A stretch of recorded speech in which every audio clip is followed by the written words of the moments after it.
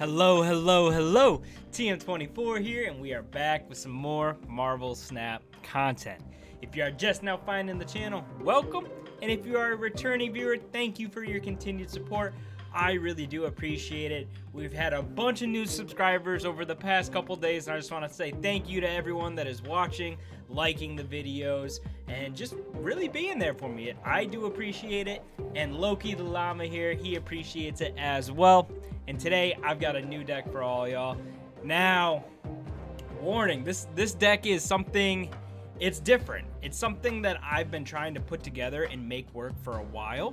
And I think I finally got one that actually works and makes a bit of sense and can win you some games. So, obviously, this list right here is built around Iron Lad and Howard the Duck. So, we want to use Howard's ability to see what's coming up next for our Iron Lad and actually our Jubilee as well. But the way that we've built this deck is to make it very, very tough for our opponent to pin down where our power is going to be. As you can see, we've got a lot of movement pieces in here, but not the traditional move package. We're going to rely on some of the more obscure movement pieces, but I'll walk you through it. I'll walk you through a couple games, and we're going to talk about why each card is in this list. So let's get started. First up, our one drops. We talked about Howard a little bit, but he's going to give us some insight into what our next card is going to be. So for Jubilee, we know what she's pulling. Iron Lad, we know what he's turning into. So really, I think Howard is great in that sense, but also he gives us a lot of information, and that allows us to plan our moves accordingly because we know what's coming up next. Next up, we've got Nightcrawler. Just a 1/2.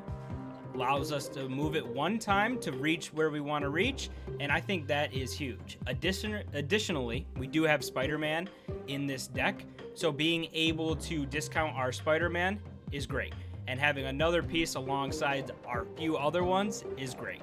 So I really like our one drops in here. Nightcrawler, a bit more common, but finally we get to use Howard and actually make some use out of him. Next up, we've got two drops. We've got Goose and we've got Jeff. Now, Goose is included because we've got some cards that we can move to get onto that lane that our opponent might not be able to contest. For instance, if we move a card around with Nightcrawler, our Spider-Man 1/5 can come down on that lane, and that's going to be tough to come back from. We can move Vision onto that lane. Captain Marvel can go onto that lane. Iron Lad, depending on what he's doing, he can hop onto that lane as well. So I really like Goose's inclusion because it makes it tough on our opponent. Our other card, of course, is Jeff, and he allows us to get into those locations that we otherwise wouldn't be able to. I say that pretty much every single time I talk about Jeff, but I really think Jeff is probably one of the better cards in the game. If you have a chance to pick up Jeff, I wholeheartedly support that decision, as I think Jeff is amazing, and I find myself putting him in more decks than I don't have him in. So I can't speak highly enough of Jeff and what he can do. Next up, we've got only one 3-drop, and that's Storm. Now, Storm is included in this list because, one, we've got some nice follow-up, Jubilee following up, Iron Lad following up, feels great. But additionally, we are able to reach those lanes even if they're cut off. Again, this is kind of a movement deck, but not really. We've got cards that can move, but they don't really benefit from their movement other than us being able to replace power in one lane with another. So Storm is great because our Captain Marvel can hit it, our Vision, Jeff, Nightcrawler, they can all reach that lane, and even if we're a little bit behind, we just need to be within 5 for Captain Marvel to swoop in and take that lane for us. So I think Storm is a perfect inclusion in this list. Now, we talked about Jubilee a little bit already, but with Howard in this list, knowing what we're going to pull is huge. So I think she is kind of a natural inclusion. Additionally, if we can pull something like a Captain Marvel or a Vision and get those out early, then we are just in a way better spot to really move our power where we need it. So Jubilee, I think, is huge. Next up, our other 4-drop, Spider-Man. We talked about him. We've got a lot of pieces that can move, and honestly, we want to start moving them. If we can get Nightcrawler or Jeff down, we probably want to move them on 2 or 3 so that we can get Spider-Man down. Additionally, we have one other option here. We either play Spider-Man early. He's probably not going to be played on turn 4 or 5, so 3, maybe 4, But the other option is moving a card on turn 5 so that Spider-Man can come down on 6 next to something like Captain Marvel. We're putting 11 power down, but 6 of it being able to move is absolutely huge. So we like that kind of play line with Spider-Man. Iron Lad, we talked about a little bit already, but because we've got Howard and because we've got some cards that can move in Jeff, in Captain Marvel, in Vision, we are in a really nice spot. Additionally, Iron Lad pulling Jubilee feels pretty good. Iron Lad storming, that's great as well. Iron Lad even picking up Goose is great because that's 6 power already. It's going to make it really tough for our opponent to come back. So I really think Iron Lad obviously is a big part of this deck. Now our 2 5-drops are Captain Marvel and Vision. Now obviously the idea here is to get some power down. I'm looking at my board here and we're trying to get power down into Stark Tower, but on 5 what we're looking to do is get one of these 2 cards down regardless, right?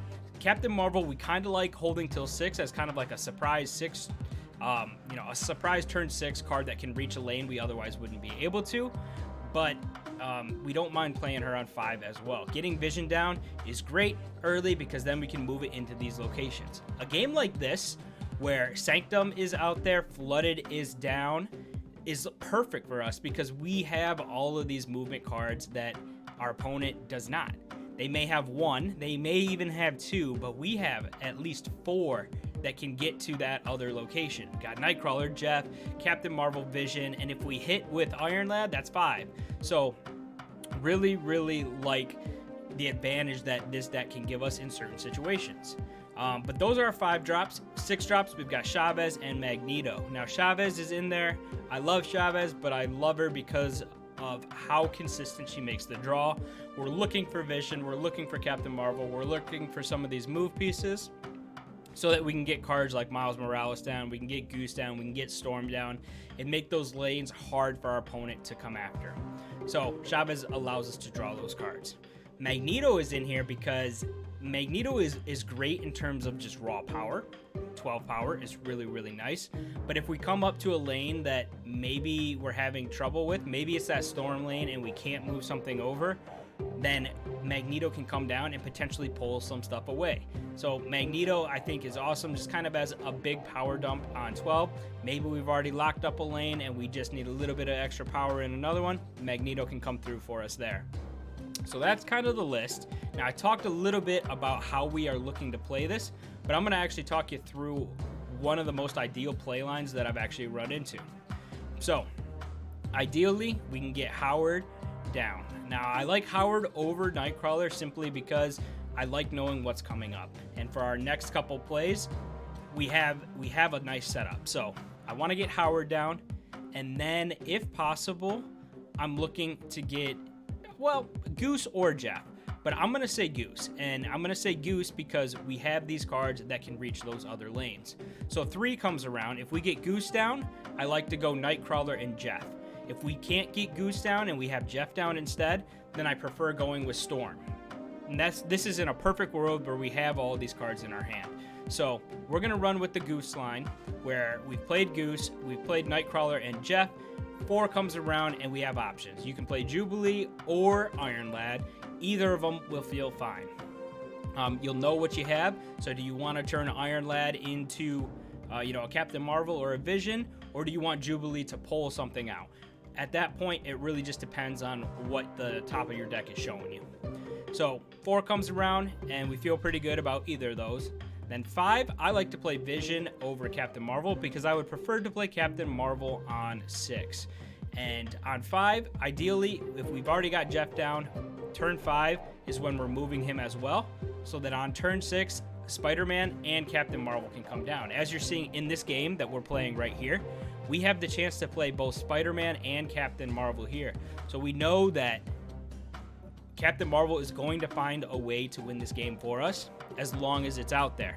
We've got Vision as well down. We can go ahead and move Vision and try and take a lane that maybe they weren't expecting. Get Captain Marvel down, get Spider-Man down. We can completely abandon a lane like we are thinking about here in Flooding. You can see it's a little bit tough. We've got to decide. We've got some decisions to make, but being able to be more flexible with our power is huge. So as you can see, we went with Captain Marvel in the middle lane, Vision on the far right hand. They did play Phoenix Force, bringing back Atuma, which was a really, really nice play and something that, you know, ideally would have won them the game. But because we split up our power, Captain Marvel is able to come through on that flooded lane, and we end up getting the win. And that's what I like about this deck, is that it may look like we're behind, it may look like we're losing, but we only need to be within 5 in order for Captain Marvel to come through and win us that game. And that is awesome. But I'll walk you guys through this game, and then I will talk about the deck a little bit at the end and some other cards that I was experimenting with. And you guys can, you know, hopefully give this one a shot. But right here, we've got pretty much our ideal playline. We've got Howard down, and then we have Goose. Now, we don't have Jeff yet. We do have Nightcrawler, but we have Storm as well. So we kind of have some options here, and Howard lets us know what we're pulling. So we know we're going to draw Captain Marvel next. We feel free to kind of storm this lane. We're ahead now in 2 out of the 3 lanes. They've only played onto the Sacred Timeline so far. So turn 4 comes around, and we're in a pretty good spot. We can check Howard to see what we're pulling, and look at that. We're going to pull Vision, so getting Jubilee down into that flooding and then flooded lane is absolutely huge. This is why I like Howard in this list. He makes it really, really easy to know when to play your Jubilee, when to play your Iron Lad, things like that. Turn 5 comes around, and we've got Vision. We've also picked up Jeff and Nightcrawler. So we're gonna go ahead. We're gonna get those 2 down. Super Scroll is kind of messing us up a little bit because it's copying our Goose lane, but ultimately it's not that big of a deal because we still have cards that we can play in those tough locations. We have enough smaller cards, and now our Miles Morales is cheap as well. So while we aren't able to play our Captain Marvel or our Chavez here, we can still get 5 additional power down into another lane. We've pretty much already won flooded. It'd be really tough for them to take it, and we can still move Vision again, even into that Goose lane, and that's exactly what this deck is designed to do, to move our power where we need it to win those games. They can only really contest in 2 of these because of the flooded, but getting enough power down would be really, really tough for them to do. As you can see, they ended up just going with a Collector and a Nick Fury, and not even close to being enough. We get a nice big dub right there. So really fun deck. All right, so here's the list that I was running. Now, there are definitely a couple of changes you could make to this list depending on how you want to play it. But to be honest with you, most of these cards just make a ton of sense and have a ton of synergy. I really like, honestly, everything except for the 6 drops. Those would be the only ones I would think about removing right now. And that would at least give you 2 slots to kind of play around with. So, if we're looking at some potential cards that could fit in, I think Craven would be a good inclusion because we can move cards, we can control what is going to his lane so we can keep him buffed up. Additionally, because of Phoenix Force being out, which if y'all haven't seen Phoenix Force, it is the new Battle Pass card, and Phoenix Force is amazing, to be honest with you, but because Phoenix Force can move, a lot of people are playing move decks. So Craven would be great because cards are flying around, he is going to get buffed up. So Craven is a good option. Another option that I really, really like is Angela, and that's because we've got all these cards that once we play on Angela, we can feel free to move them off, knowing that she's still buffed up and still leaving a slot open to make sure that she gets even stronger. So you can definitely go with Angela in here as well. Other than that, I kind of like the list as is. One other change that I could see making would be Titania, which thank you for whoever typed out the pronunciation. I know I've been pronouncing her miscorrectly, but Titania, I've been working on it, so thank you. But I think Titania would be a great inclusion as well, simply because if Spider-Man's already down, then you have another 1-drop to play with a Captain Marvel on turn 6 or with a Vision on turn 6. Additionally, she's got great synergy with Goose being a lot of power into a lane that typically doesn't have a ton of power, so Titania might make a lot of sense. Now, this list is definitely a bit smaller, but I do think that it's got a ton of merit. I especially like the inclusion of these two. Kraven, not bad either. So if you guys have these cards and want to try something that's a little bit different, not strictly move, but has movement elements to it, this is the deck to give a try. And if you hung around till now, I really do appreciate you watching the video and supporting the channel. If you haven't liked or subscribed, now would be a good time to do so. I am going to continue to put out Marvel Snap content daily, so be on the lookout for the next one. But until then, have some fun.